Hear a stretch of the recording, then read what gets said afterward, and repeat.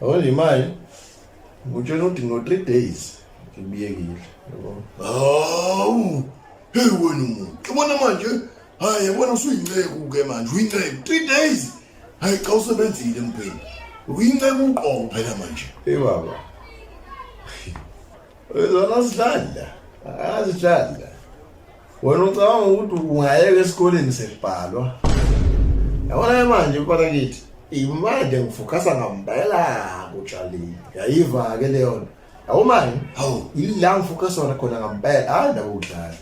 Awuma imali imanzi ophuzi. Yes, awona futhi njengoba kuyiyona inyanga yephasika. Ngizoyenza boy. Ngisho noma enzima ubana kakasayenza. Izobe iqalwa yimi ke cash. hawu. Mngani wami kanjalo nje. Hawu. Uyadlala wena. Utshwala into mina notshwala. Kanje. Ayibona yona. Hey cha mzali uyafela emanyaleni nkosini bani.